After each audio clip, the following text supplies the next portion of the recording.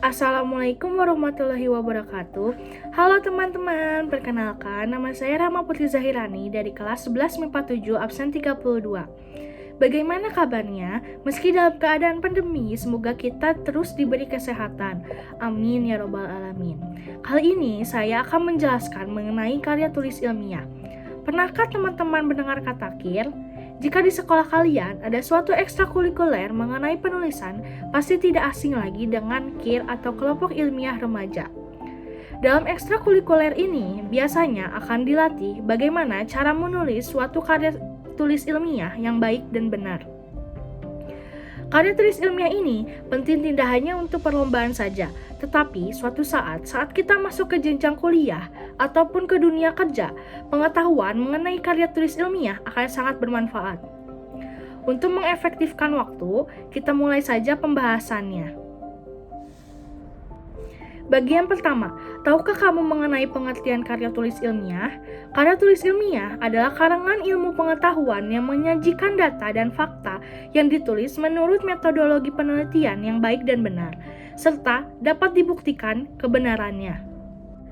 Selain itu, tujuan karya tulis ilmiah untuk menginformasikan kepada pembaca terkait suatu masalah beserta jawabannya. Dengan kata lain, tujuan karya tulis ilmiah untuk mempublikasikan ilmu pengetahuan kepada halayak umum. Adapun ciri-cirinya, yang pertama, penjelasan disajikan secara masuk akal atau logis, jujur, apa adanya, sesuai data dan fakta atau objektif. Jadi, di dalam karya tulis ilmiah ini harus berisi fakta.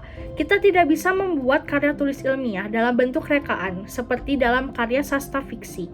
Contohnya, cerpen atau dalam novel. Yang kedua, disusun dengan kerangka yang urut dan berkesinambungan. Dalam karya tulis ilmiah, struktur penulisan sudah baku dan harus urut dari awal sampai akhir. Tidak bisa kita menulis seperti kita sedang menulis sebuah cerpen. Jika dalam cerpen ada alur mundur yang mengisahkan cerita akhir menuju cerita awal. Nah, karya tulis ilmiah tidak bisa seperti itu. Yang ketiga, masalah yang dikupas dengan terperinci dan lengkap. Dalam karya tulis ilmiah, masalah yang akan kita bahas harus dijelaskan secara detail dan lengkap. Hal tersebut karena masalah yang kita bahas dalam karya tulis ilmiah harus kita temukan jawabannya dan solusinya. Yang keempat, kebenaran dapat diuji. Selama penulisan karya tulis ilmiah, kita harus merujuk pada fakta-fakta yang ada dan dapat dipertanggungjawabkan. Jadi, kita tidak boleh asal dalam menulis karya tulis ilmiah.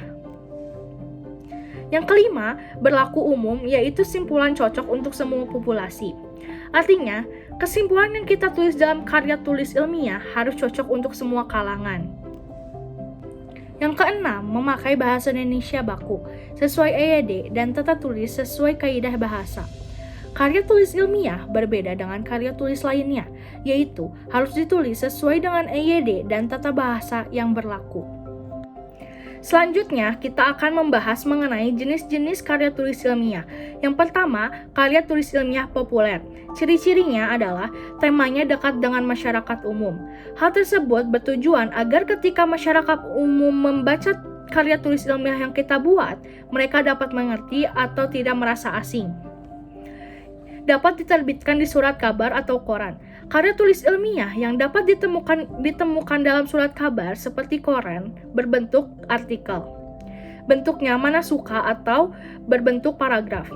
Berbentuk manasuka dalam artian jenis ini tidak seperti yang formal. Harus ada bab 1, bab 2, bab 3. Pada jenis ini cukup tulis dalam beberapa paragraf saja. Bahasanya santai dan sederhana tetapi sesuai EYD.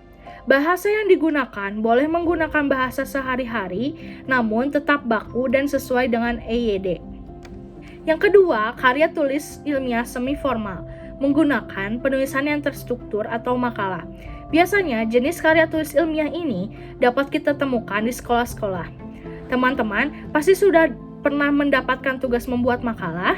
Nah, makalah itulah yang disebut karya tulis ilmiah semi-formal. Yang ketiga, karya tulis ilmiah formal. Struktur penulisannya lengkap. Contoh, skripsi untuk menyelesaikan S1, tesis untuk menyelesaikan S2, dan disertasi untuk menyelesaikan S3. Terakhir yang akan kita bahas adalah mengenai struktur karya tulis ilmiah. Yang pertama, judul. Harus satu frasa, mencerminkan karya ilmiah, jelas, padat, dan lengkap. Yang kedua, pendahuluan ada latar belakang, rumusan masalah, tujuan penulisan, dan manfaat.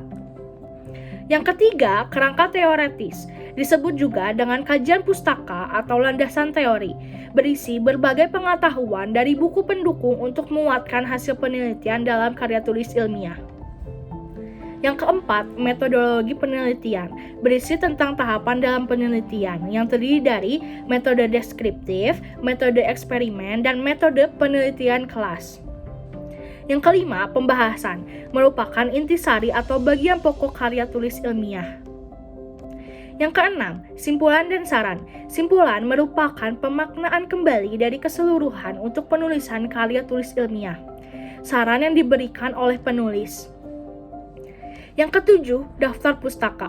Kepustakaan yang digunakan sebagai landasan karya tulis ilmiah atau sumber tertulis baik itu yang berupa buku, artikel, jurnal, dokumen resmi, maupun sumber-sumber lain dari internet. Sangat penting menuliskan daftar pustaka. Jika tidak, kutipan-kutipan yang kita tulis dalam karya tulis ilmiah akan dianggap sebagai plagiarisme. Nah, kita sudah tahu mengenai pengertian, tujuan, ciri-ciri, jenis-jenis, dan struktur karya tulis ilmiah. Semoga melalui video ini teman-teman bisa membuat satu karya tulis ilmiah yang bagus. Sekian video mengenai karya tulis ilmiah ini saya buat. Mohon maaf apabila masih banyak kekurangan, karena kesempurnaan hanya milik Allah Subhanahu wa Ta'ala. Wassalamualaikum warahmatullahi wabarakatuh.